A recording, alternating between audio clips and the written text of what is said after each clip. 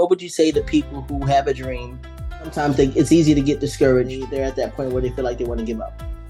100%. So the great thing for podcasters like yourself, people doing video or audio podcasts, or anybody with a dream, I say to everyone doing that now, if this is part of your passion, just keep doing it. Keep building up your catalog. You'll also get better with all your interviews. You're going to be able to get seen in a way you could not have been seen before. I love it.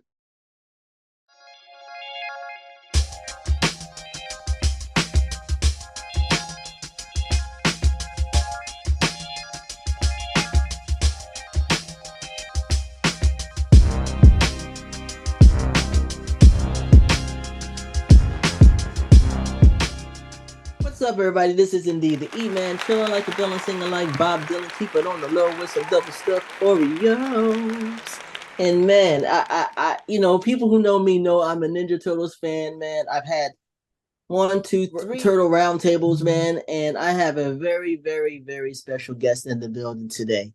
He was a part of one of the biggest and one of my favorite movie soundtracks of all time, with Ninja Turtles from the 1990 movie series. So give me a quarter.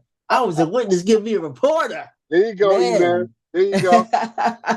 Man, I have Mr. Richard from Partners in Crime in the house. What's up, Richard? How you doing? I'm doing great, man. GV in the house, talking to E-Man. You told me how much of a TMNT fan you were, and you really wanted to see if you can get on me on your show. So I'm happy to be here. I see you got the poster. I see you got the movie poster, baby. The movie poster. I got a few action figures, man. Man. So how are things in your area of the world? Where are you on the West Coast? I am on the East Coast, man. I'm New York all day, bro. I'm New York all day. So nice. I was born in Brooklyn, in Bed-Stuy, and then I got family there. Oh, that's what's up. That's what's up. Yeah. And then we moved out to the Bronx when I was 8 years old, when rapping hip hop was just starting. I was a young teen, and the older teens were there, and I'm back in Brooklyn, so it's all good. How did you start the group Partners in Crime, and who were some of your inspirations growing up? Wow. Well, inspirations growing up were, the great thing for me was my dad to start off with. My pops was a music guy. He was an audiophile. So if you remember, any of the people had some old school family members, uncles or dads or whatever, that had the wall of records, wall of vinyl in their home. My dad was one of those guys. So he actually had his own library of vinyl records when I was growing up.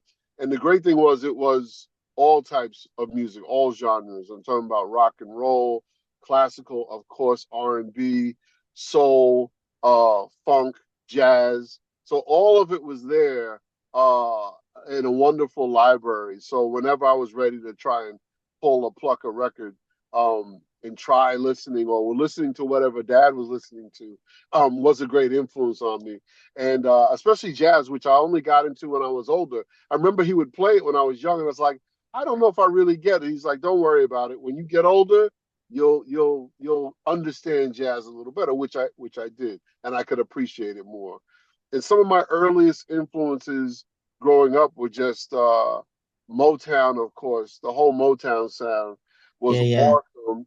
I remember playing Stevie Wonder albums in my room as a preteen and as a teen. So I may have been a little deeper than some. I'm here listening to Intervision's album and Fulfilling This First Finale and stuff like that. I also listened to the Beatles. Cool. Yeah. So lyrics, listening to artists and their lyrics had a big, profound influence on me early. Yeah. Excellent, man. Now, I have to know, since you're a New Yorker, right? Because I was born in Jersey. Okay. So where's the best place to get the best pizza? Well, I spent a lot of years in the Bronx. I can't even know if I named them by name, but the Bronx had some authentically wonderful pizza places that one could go to. New York is known for Famous Ray's, or Ray's Famous Pizza. Ray's. Yeah, which had a number of battles themselves with other pizza places that came up with a similar name. Um, but all of those guys are great. And they used to be on at Times Square, Sabaros. Um, Tomorrow, yeah, yeah. yeah, which actually I think we had a shot of it in the original music video because we actually went to Times Square at 2 or 3 o'clock in the morning. I was out there Wow. with two Ninja Turtles, so you can imagine the commotion that happened having actual Ninja Turtles in Times Square, and we shot some scenes in front of Sbarro's. I think you can see that in the original music video. Nice, nice. Now, let's talk about this amazing soundtrack. Now, my show is called the Special Delivery Show because I believe it's important to give a person their flowers while they're still here. All And right, appreciate it. I really want you to understand. I'm trying to express it in the best way possible. Yes, I absolutely love this movie. awesome. Like it changed everything for me. Shout out to my best friend Juan. We watched the movie in the movie theater at least like 5 times. I love When it. this when but what really made it special, and I don't think kids understand nowadays, a movie would stay in the movie theater for at least 6 months back in the day, especially if it was real Yes, popular. And right, then like maybe a year later it would go and come to VHS. right. In between that time, or actually before that time, the soundtrack would come out. And Yep, so when I got the soundtrack, I remember getting it on cassette, and it came with a little piece of art of like Raphael and the rest of the turtles surrounded by the foot soldiers. nice. And I wore that tape out. I'm talking like, bro, to this day, my best friend Juan, shout out to Juan, who lives like a state away from me. Yes. Whenever we get on the phone, I'm like, hey Juan, I'm like, what's up? I'm like, on the half shell they're the heroes for. In this day and age, you can ask for more. Yeah, The crime there you wave is high. It's like we would do the whole entire song, man. I And love like it. that soundtrack, man, is so classic, like Funkadelic, Yeah, 9.95, yeah, MC Hammer, This Is What We Do. yes, I yes. had Nitty Green from Riff on my show. We talked Nice. about that song called Family, and Yes. every song is in the movie. I mean, every song is in the movie. Sometimes you got to really listen out for it. But Yep. it's one of my favorite soundtracks of all time, man. And Wow. that and your song Turtle Power, man. Like I said, to this day I know it. I know it by heart. So I how did love that it. all come about? Because I think you were part of SBK Records at one point, right? That's right. SBK EMI. That was the label that the soundtrack came out on. Let me say before I forget, and then you'll prompt me and remind me on the telling of this story. But the soundtrack was wonderful to be a part of. MC Hammer, like you said, was at the height of his career, coming off of Yes. Can't Touch This, and all the Yes. wonderful things he was doing. And to our amazement, Turtle Power, as a single outsold him and all the other records off that soundtrack just because of the power of the Turtles and then how the song just kind of captured the vibe of it that people love. So it was a blessing for us. All the artists you mentioned, I loved. I had a wonderful opportunity to meet Johnny Kemp, who's Yes, now Johnny passed Kemp. away. Oh man, love Yeah. Johnny Kemp. He and his son, when we went to the one of the premieres for the movie, he brought his son to the premiere and we sat near him and his son. He's deceased now. Rest in Yeah. peace, Johnny Rest in Kemp. But he was peace. a wonderful guy and a wonderful artist. So it was a blessing to be on there. Of course, um, Technotronic or Yaki K on Yes. there as well. Love Yaki K. So all of that was great. Well, let me go to your telling of the story kind of quick. Um, we were shopping a demo, myself and my music band partner, James Alpern, aka Keymaster Snow, DJ, musician, engineer, and then myself coming from a background of rap. In the early pioneer days, if people didn't know that in high school, I had 3 rap records out in high school. Um, One was on Chavon's Records, Mixed Master. That was the very first. That if you look for that now on Discogs, it's a rare 12-inch disc that sells from anywhere from $350 to $700 for one, which is amazing. And Wow. we also, yeah, we found out that later that it's a rare early disc because it was one of the early rap records coming out of the Bronx by a Jamaican producer, Lloyd Barnes. who had history from Jamaica, working with reggae dub bands there, and then he came to the Bronx, and he was one of the few that were putting out these records as well as rap. And then we had the opportunity to work with another great Jamaican reggae producer, Brad Osborne, who ran Grand Groove Records, which had some of the early rap tracks like T-Ski Valley's Catch the Beat. And T-Ski was one of my DJs in our crew in the Bronx who put us on to Brad and said, hey, I got these guys in my crew that rap that are great. He brought us to Brad. Brad heard us and he's like, let's do a record. And we did one of our first joints on Grand Groove, which people can look for right now on the Got to Be Real joint. So it was just amazing to get the start. So we were shopping our demo. Oh, I'll fast forward when I got to Syracuse University and met Keymaster Snow at a party. He was on the turntable spinning, looking like my man from is escaping me now uh, uh, um, from the Talking Heads, the lead singer. Oh yeah, Uh, yeah, yeah, yeah, yeah. yeah, Um, he looked like his could be his son, cutting and scratching, wow. cutting and scratching, and I was like, who is this guy? David Byrne of David Talking. Byrne. Yeah, yes, yes, yes. So, and then I got on the mic and rapped a bit. So people knew me from the Bronx in high school from my rap records at the university. So we met and introduced ourselves to each other and said, hey, maybe we can work on some music together because we both had some skills that we appreciated of one another. Um, and so we were putting a demo together. I finished after Syracuse University. I started to do an internship in my junior year and going into senior year at WBLS radio station. And while I Oh, was okay. there, yeah, which is the big R&B radio station Huge. in New York.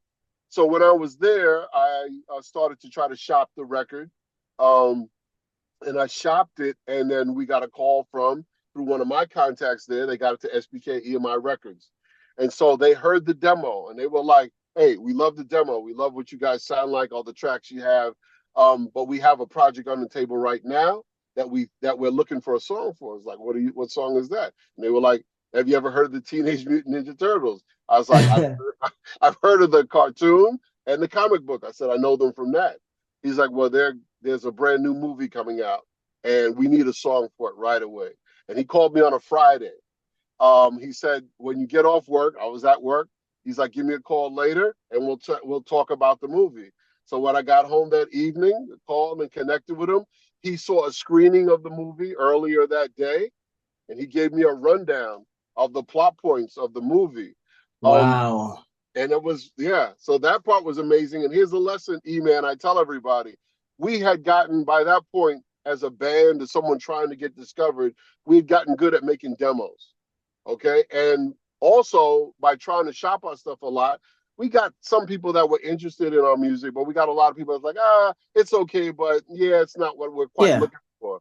So instead of being fully discouraged by the no's, I tell Right. anybody now, whatever your passion is that you're interested in, if you think you have a talent for it, even though people are telling you no and you haven't broken through yet, keep trying Hmm. because you never know when the opportunity is going to come and the door opens and you've been working on this thing you believe in, your passion, that this might be your chance. And so that's what happened. So when they called us on the Friday and he gave me the rundown, I'm telling you that weekend we worked on the demo and had it ready by Monday. And when we sent Wow. Monday and they heard it, they were like, oh, well, we love the song and we got to use it. And then they played it for Golden Harvest, the film production in China, the Right, company, right. and they loved it. So that's what sent us on our way. Wow. And people forget too, like this was like this movie it was kind of an independent movie, you know what I mean? Um 100%. and it made tons and tons of money. Now, Yes. uh now were you a fan of the franchise beforehand or no? I'm going to say that I enjoyed the franchise. I enjoyed what I saw on the cartoons and the comics, but I had no idea it was going to be as quite as big as it was going to be, or that we'd have that opportunity.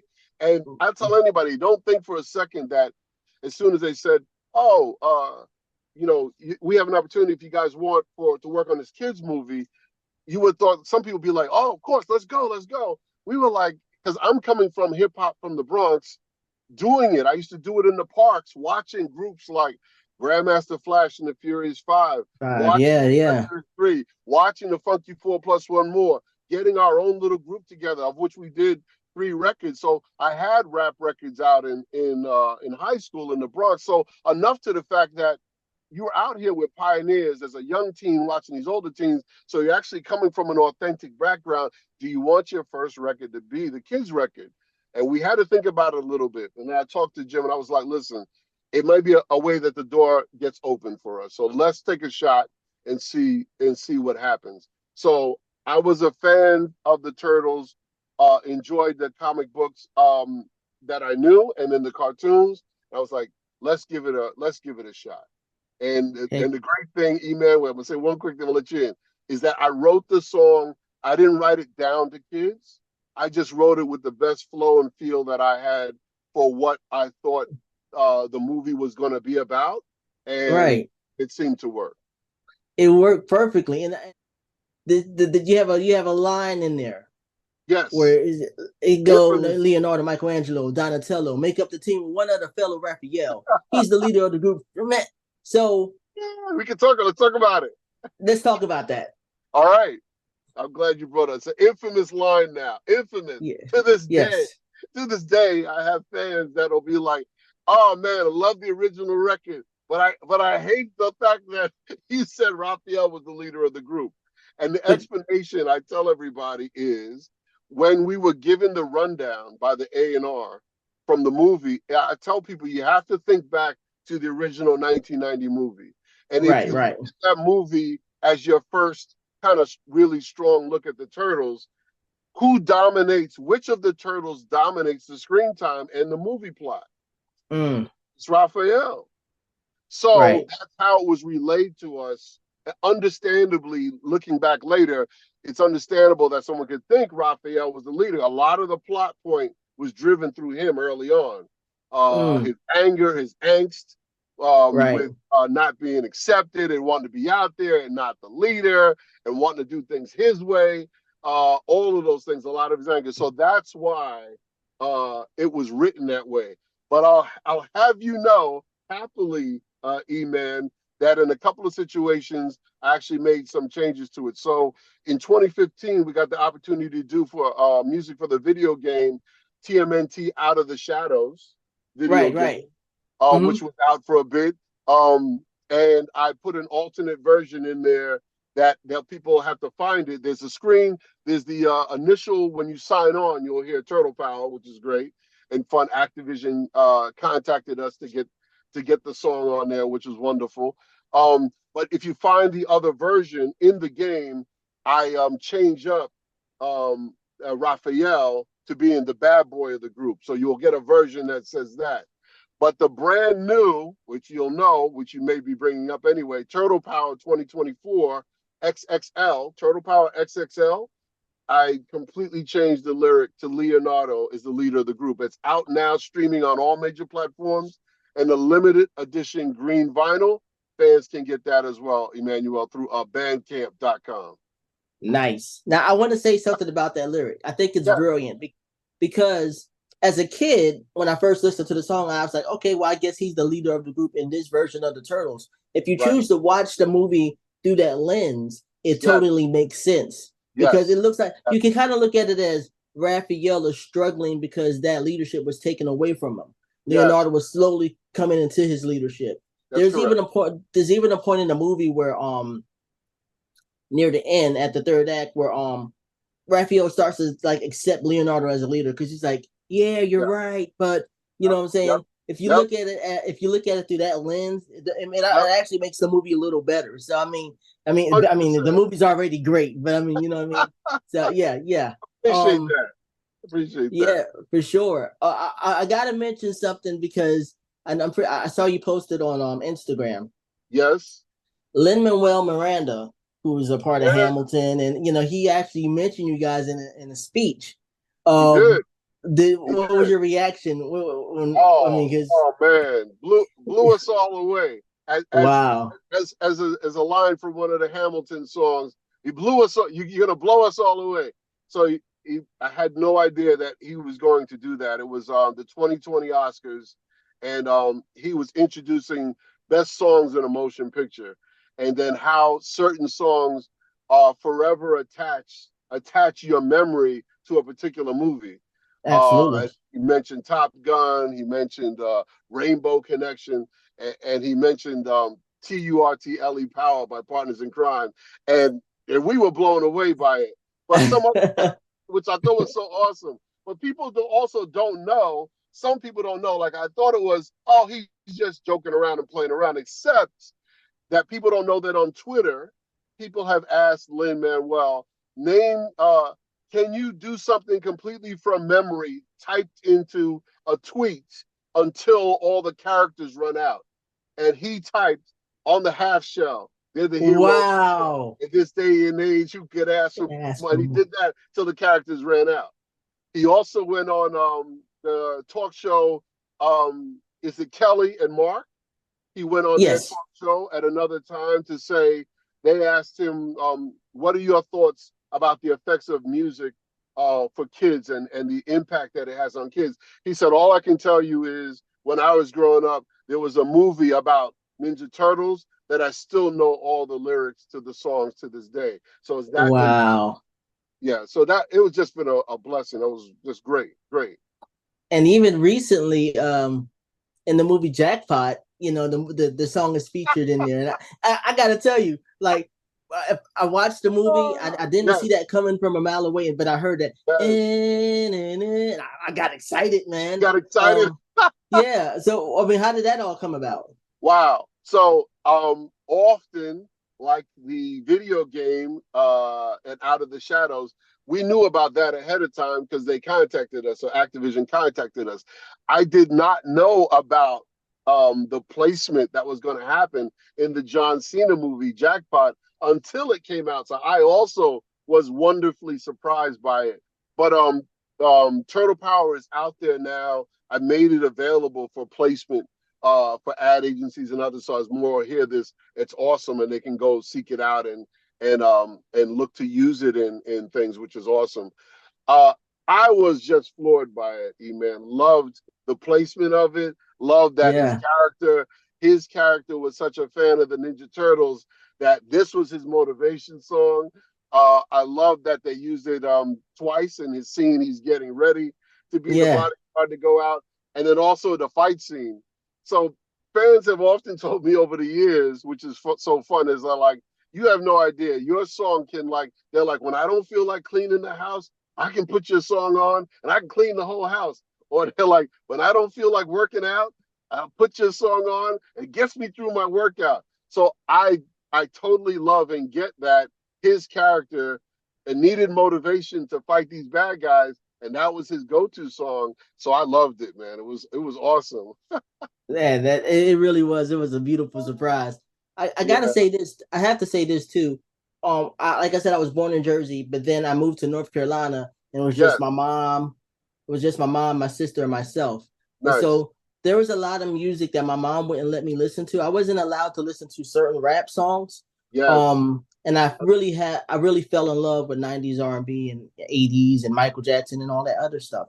But Yes. I think it was I could tell you this rap songs that I know by heart, and I have a love for hip hop now. Not an extensive like Yeah. collection of hip hop, but I could tell you Turtle Power, Yes. Self Destruction, Okay. Tribe Called Quest. Nice. Stuff that I just remember by heart, man. I mean, like in Yeah. Yeah. Yeah. early Jay-Z and early Kanye, and it literally Yes. stops right there. You know what I mean? So Yeah. yeah, Yeah. With special your song special is one of the music. greats. Nah, I appreciate that, man. It's a special music, special time, especially in the 80s into the mid to late 80s into the 90s, rap music. And then, as you mentioned, some others going into the early 2000s. There was a period of time there in a decade or two where the music was like fun. It hit all the right notes for you. It hit lyrically. It wasn't, all talking down or nasty to you. It was just like, hey, you're having fun with it. It's memorable. I was so glad to be a part of one of those decades with the music. And just like you mentioned, there are acts there that I met. I met Public Enemy on the road when our song was doing big in London. We met them Wow. at the airport. Yeah. So one of a great thrill to meet Chuck D and Flavor. And my manager ran up to them and was like, "Hey, yo, these are my guys that did Turtle Power." And Chuck came over to me. He was like, "Yo, we love your song. We just heard it playing in Germany." He's like, "Have you What? been there yet?" Yeah. I was like, "I haven't been there yet." I said, "But they're playing your song everywhere else in the whole rest of the world." So he laughed. He laughed at that. But he was awesome. He loved the track. We hung out at Soul to Soul, Right. a Yeah, jazz and yeah. blues club in Brixton. We hung out together there. A number of artists I've met over the years. Just much respect to a lot of these cats that are still doing hip hop. And I want to say to you, E-Man, which is great. I've got some new music coming out soon. By the way, I've got another unheard Turtle song that'll be coming out, and some music that is already out on Instagram, but I gave a preview of it that's non-Turtle related, just fun, throwing back to the roots of hip hop. Great stuff, and I think there's going to be an album project in the works coming out for people in 2025. I want them to be on the lookout for that. Sounds great, man. And you kind of touched on it earlier, but what would you say to people who have a dream and sometimes it's easy to get discouraged. Yes, Say yes, for myself with this podcasting, there's a lot of ebbs and flows, yes. and so what would you say to people who have a dream, like pursuing something, and they're at that point where they feel like they want to give up? 100%. So the great thing for podcasters like yourself, people doing video or audio podcasts, or anybody with a dream, but I'll speak specifically to you guys because I had this discussion with someone else. You have the opportunity right now to kind of be the journalist that you want to be and get seen in a way that you couldn't have been seen 30 years ago or 40 True years that. ago, because it just wasn't opened up on the internet that allowed you to really get a number of people that could really see you. So I say to everyone doing that now, if this is part of your passion, just keep doing it. Keep building up your catalog. You'll also get better with all your interviews. I was able to see a bit of the work that you've done. So I'm so proud of you and others Thank like you. you. Keep doing it. Yeah, of course. Keep doing what you're doing. Keep building up your catalog and doing your thing. Because you're going to be able to get seen in a way you could not have been seen before. So I love it. I love the opportunity. So for anyone working on their dream, period, especially for like myself, I was very fortunate to have gotten a wonderful break years ago. And then look at me years later. No one could have told me that 30 years later, you're still going to be able to do music and do appearances. I was at Comic Cons this summer in Fanboy Expo in Knoxville, Tennessee, and Bell County Comic Con in Texas. I've done Comic Nice. Cons before. Yeah, I've done them in years in the past, and I'm hopeful to do some more con appearances and other appearances and concerts and other fun things. It's just all been a blessing. Stay with what you're passionate about. If you need to pay the bills, because a lot of us and most of us do the work you need to do that helps pay the bills. Do something steady. But when you also have the opportunity on the side and on your free time, work on things that are your passion, work on your dream until the dream overtakes the thing that was paying the bills, and then that can be the thing that pays the bills. Or in the meantime, just still work on the things that you also enjoy, so that you're able to do both. And now, more than ever, you have platforms that were not available to you years ago. They're available to you now. So make use of it if that's part of your passion. It's awesome.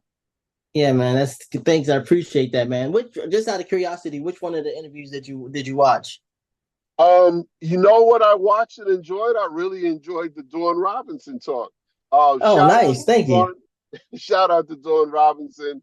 Always loved her work and within Vogue. Yeah. Um, so just to all the artists in general, but I love especially old school artists that I knew when I was out and doing more stuff that are still out here doing their thing. And I'm looking to work with more people doing vocals and doing other stuff as well. They can hit me up on Instagram. But I love that interview and always been a fan of hers and involved. Yeah. So Yeah. awesome. She's really great, and she was actually the interview that you watched was my second interview with her. I interviewed her the first time on Instagram Live, and she was super Yeah, cool. And because I nice. was super nervous, because I back in the day I had a big crush on her, and she still looks great. Yeah, You know, yeah, absolutely, absolutely. yes. So how speaking of Instagram, how can people reach you through your social media platforms? Yeah, so I am on Partners in Crime can be found still on Facebook, also on Instagram and on Twitter, but which is X now. But I'm really mostly on Instagram primarily, so follow me there. And the band, I'm starting to use a wonderful thing. I'm using more, working more with live musicians, and so Partners in Crime is evolving into what I call PIK One, PIK1, and Okay, that's just my involvement more with live musicians, both in my studio work and performing live. And I'm also working with younger guys. So on the new song that I preview, the "Here We Come, It's Just Begun" song that features the old school Jimmy Castor bunch that did a whole sort of rework of the Jimmy Castor's "It's Just Begun," which was a prominent song for breakdancing. And my back in my old school hip hop early days, with the breakers were out and the rappers and the graffiti art and the DJs putting all the elements of hip hop together. That song is a wonderful homage to the old school days. You can find the preview on Instagram. It's one of the pinned post right at the top. Um, nice. yeah, so you can find me there. There's also, like I said, you'll see information on Instagram about the limited edition green vinyl. We call it the Ooze Green Vinyl, 12 Yeah, inch nice. of Turtle Power XXL with the corrected Leonardo lyric in it, which is awesome. So it's definitely going to be a limited. I want people to go out, and if you're able to, we have the CD as well and the green vinyl. It won't be a ton of them made, but go to bandcamp.com and look under Partners in Crime, Kryme. Oh, sorry, there you go. Kryme.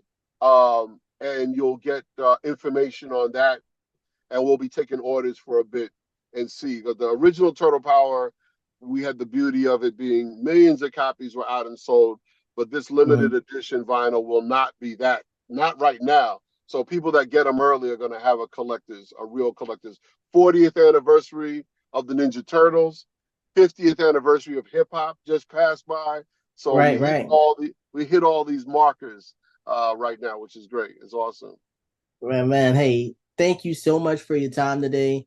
And it's really been a pleasure to be able to talk to you about this great song and this great soundtrack. And I just want to mention two people that you've worked with at these cons, and Yes, they're actually two guys I really look up to. One of them is Ernie Reyes Jr., who played yes. Keno. I think he's just amazing. I've been Love following him Ernie. since sidekicks. In the Yes. Last Dragon. Um, Ernie's awesome. Ernie's awesome. he really is, man. And Yeah. I think you work with Andre Meadows, Black Lord. Andre. Oh yeah, 100%. Yeah, he's great. Andre is another wonderful, wonderful guy, and I met him some years back. He was in the Rock the Half Shell video, Yeah, which another fan video that people can find by Partners in Crime. Rock the Half Shell song was a celebration of the 25th anniversary. He's in that in the beginning. Wonderful, wonderful guy, and so supportive, and a wonderful fan of the Ninja Turtles. And it's so great to see um, 10 years later from when we did that video to where he is now. I mean, he's huge on YouTube and in yeah. entertainment. So I'm very proud of all the work he's been doing too.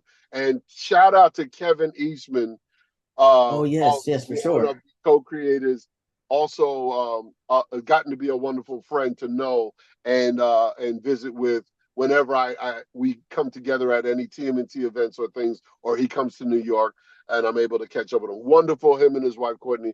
So all the TMNT fam that I work with and do with, I give them a wonderful shout out and so happy. And I'm looking forward to doing more great things in the upcoming year. Yeah. For sure. Have you met and she's been on my turtle roundtables. Have you met Queen G? I have not met Queen G, but I do know of her through her posts and stuff. So shout Yeah, out she's to a Queen. Yeah, yeah, huge she's really fan, great. huge Yeah, Ninja Turtle fan. huge Donatello fan specifically, but turtles Yes, all around. Yeah, yeah, yes. She's pretty cool. Yeah, yes. But Nice. hey, but listen, man. Again, thank you for your time. I really appreciate you, man, and You hope to hear too. from you soon. You know, I mean, this is really great. You got it. Stay in touch with us. Everybody, all the fans, thank you all, everybody, for your support so much. Keep up with us on Instagram, especially, but also on Facebook and on X, but especially there on the gram. Shout out to you, E-Man. Thanks for everything you're doing. And keep it up, my man. All right? Keep up the great work. Thank you, man. TURTLE power. Power.